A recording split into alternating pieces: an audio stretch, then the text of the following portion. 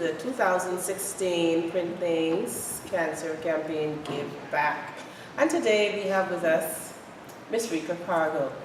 Now, just a little background information. Each year in October, Print Things prints a number of cancer t-shirts, and what we want to do is to assist different persons who are fighting or who have fought breast cancer, and it's just a little way for us to give back to them, to assist them.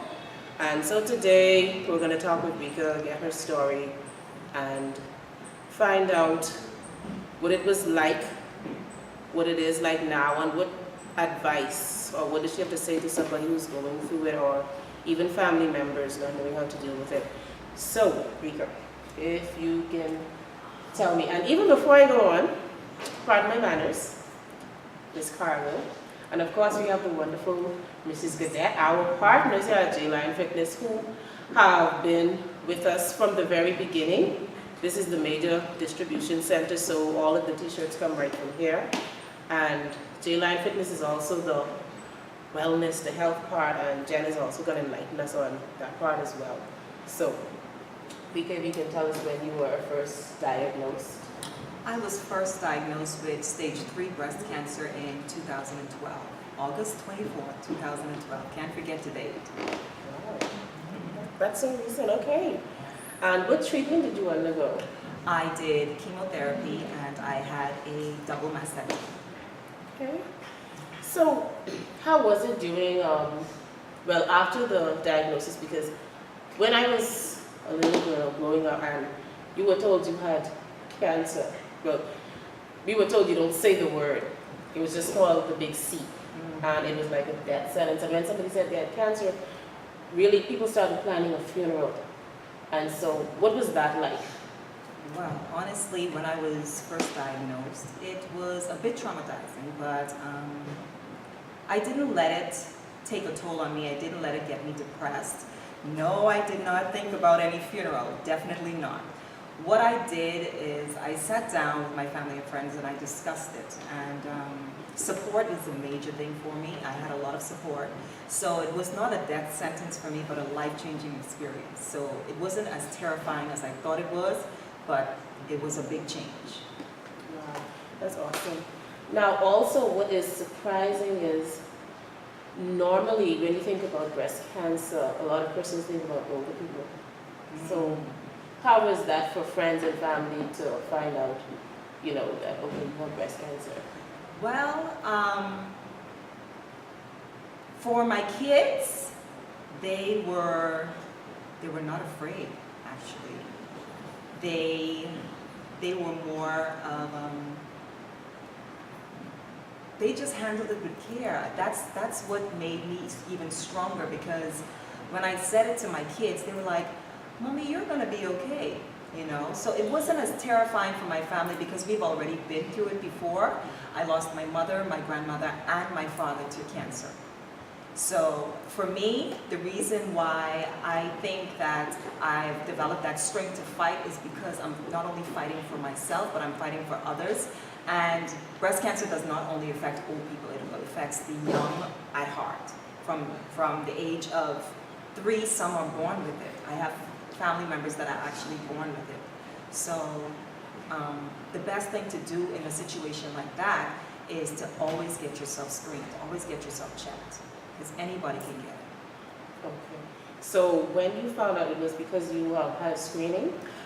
No, I actually found out because at the time I had given birth to my son and I developed a swelling and sensation in my left breast where my lymph nodes were infected with cancer, but I did not know.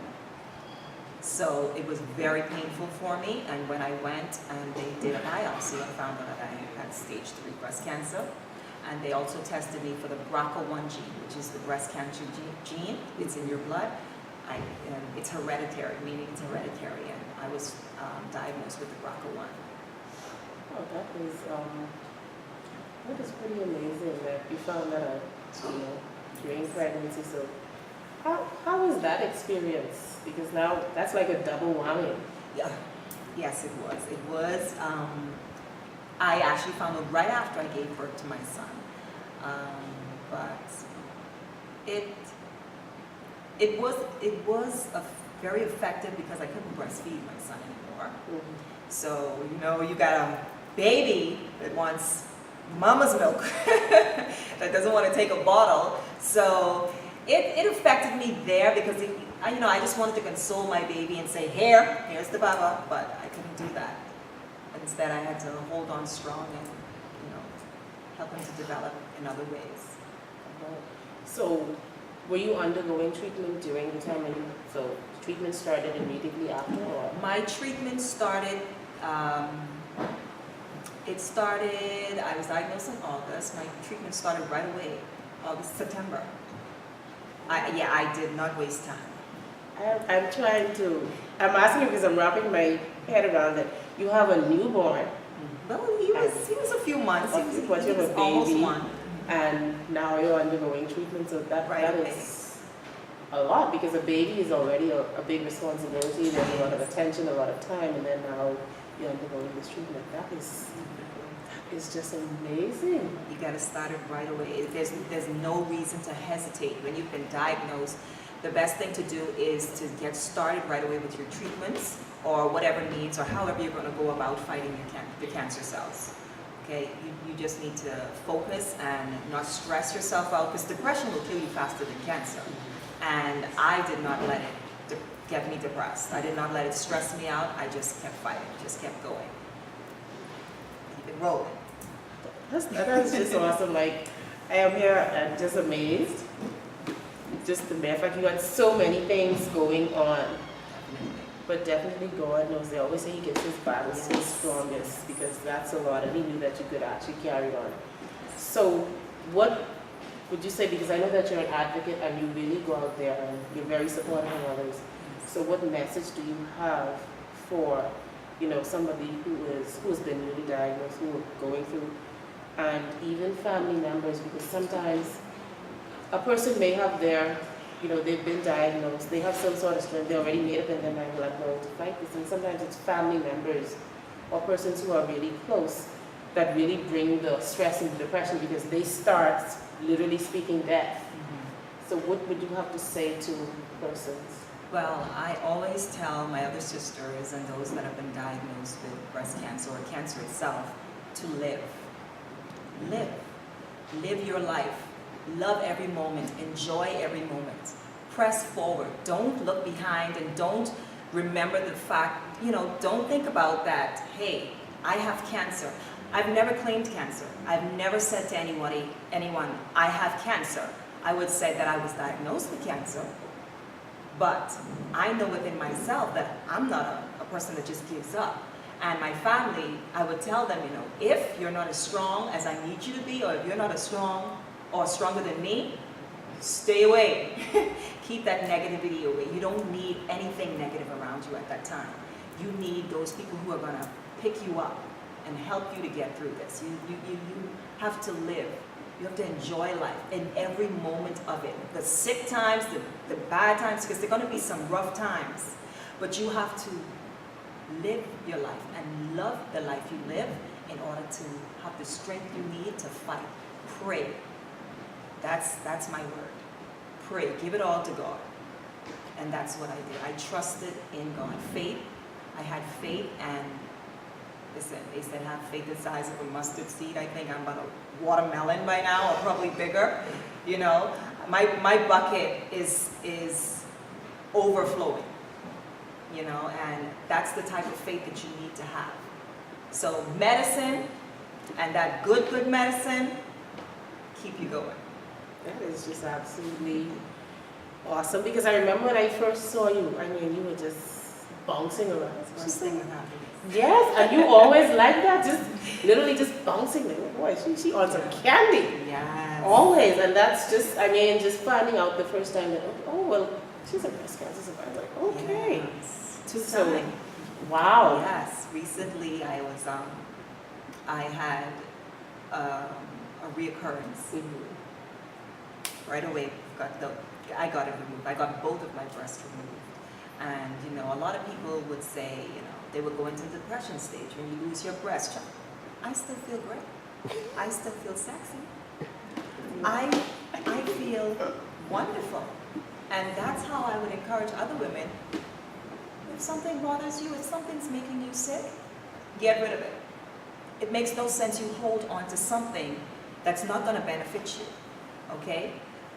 If you have that love and that support, like I said, and if you have a happy life and people around you, make my kids and my family, my sisters and my brothers, that is my joy.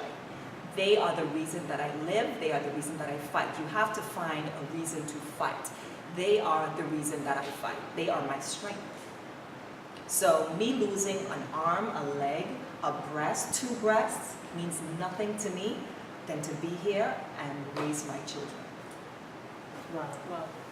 That is just so awesome, and it's so befitting because I always say each year we print different shirts, and there will always be this one that stands alone, stands out from all the others. And this year was No One Fights Alone, and just carrying who you're talking about, your family and your kids, like you have your team with you, Yes. your cheerleaders. Yes. So you already have your wow, and they're rooting for you, and that is awesome because you're bouncy, they're bouncy, so keeping your spirits up. And I think that is just so awesome because, changing what I call the face of cancer, because in times past, it was always something that was dreary. All you saw was the hard times. And now to see people who they're like you said, they're living, and they're showing that there's life beyond the diagnosis, beyond the surgery, beyond the treatment. And that is so important.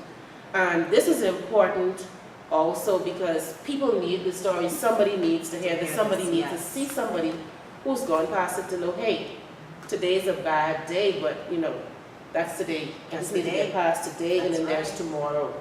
And this is really awesome, and that's why it's good to really share your story because somebody else needs it. Yes. So I am just so happy, and I mean, this bouncy lady, this is just amazing. Jen, I was reading Jen's face and I know there's so much going on. She was just listening. So Jen, share with us. Jen is a trainer extraordinaire, very thorough. She will do things to your body and make your body do things that you didn't think it was capable. Very, very nice. Yes. Really, really good. Okay, and Jen is a wealth of knowledge, always learning, and always willing to share what she's learned, constantly researching. Awesome teacher, and what makes an awesome teacher is because she's constantly learning and finding and wanting to know. So, Jen, share with us. Well, thank you, Ms. Carleen. That was more than I thought of myself. But Rika, I can tell you that the look that Carleen saw on my face is because you speak straight to my heart. Okay? This is the Jesus line, actually. That's what J stands for, because God impressed on my heart that He wanted a center of fitness and wellness dedicated to Him. He gave me this vision years ago, about 5 years ago, and my husband has been by my side from day one. He's still at my side. It hasn't been easy, but when we had a pregnancy and a 2-year-old now in the midst of running J-Line, and we can tell you how hard that has been. When you sat here and told me your story about your birth to your child and then your life, it makes mine pale in comparison. So, but that's how we have to view life. Fitness is important, but it's wellness that keeps us alive. Okay, it's very important to be active, very important to exercise, but it is more important to have a foundation, a place to go, a love, a knowledge that you can overcome anything, and that's wellness. Okay, you're able to manage stress. Stress is what will kill you. Like you said, it's the worrying about it, the stressing over it, that will actually progress your cancer and will kill you. So every person that has to face cancer should have your outlook. That's how you're able to overcome. So I applaud you. That's amazing. And while J-Line Fitness is a center of fitness, from day one, the vision was always more toward wellness. We have to learn how to manage stress, and to me, you hit the nail on the head when you said that your prayer has to be constant. Okay? And God puts everyone in your life that you need to be your foundation and your strength and your stronghold. But if you personally do not know that you can overcome everything and that nothing can be presented to you or taken away from your body or taken away from you that can destroy you, then you can have the attitude that you have. So you amaze me, just like Carleen said. I find you absolutely amazing. You touch our hearts. So I couldn't take my eyes off you. You're just such an inspiration. But this is the reason J-Line Fitness is here, is for the knowledge that a center for fitness is mostly to look at the person in totality, okay? Your relationships, your family, your well-being, your medical situation, your attitude, as well as your physical well-being. J-Line Fitness, we want to eventually, the full vision is to address all aspects of a person, every single aspect of a person. So I can tell you that your attitude and your outlook on life is absolutely just so inspiring to us all. And I thank you for living your life that way. And you're not making that up. I saw you interacting with your children. Oh yes, my joys. And your smile has been on your face since the moment you walked through the door. I have a lot to be happy for, a lot to smile for, and everything, and I mean everything, I give God thanks. Everything. I don't start a day without Him, and I don't put my head down without Him. Excellent. Excellent. Excellent. Excellent. Wow. So thank you, Jen. And I want to say thank you to, those we don't see here on the camera. The other half of Print Things, Darren, who does all the hard work, the labor. Thank you to John Gadet. He does all the hard labor. We ladies, we get to sit in front and do all the talking and all this stuff. Yes. But these are the guys who are doing the printing, the heavy lifting. They get all of this done. So thank you to them.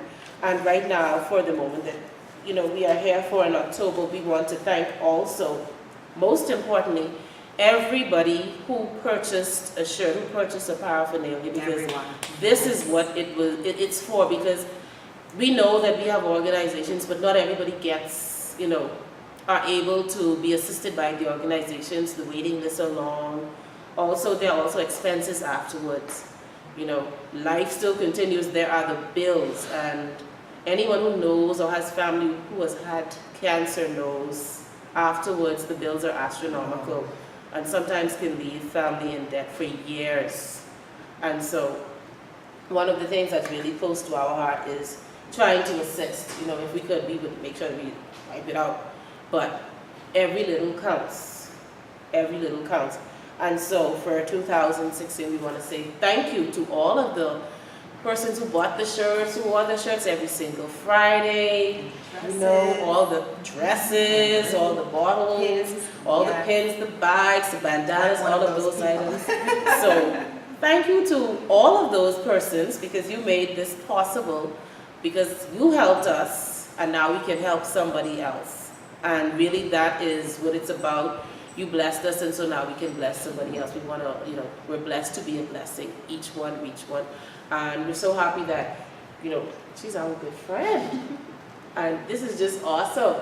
And it shows you can know someone or know of someone for the longest, and it's just surprising. Do not know, because thank God, like they say, you don't look like what you've been through. Yes. Because sweet girl, she was like, she's been through anything. So that's awesome. Always fabulous. Absolutely fabulous. So thank you so much. Thank you. God bless you. Thank you so much. This is going to go to good use.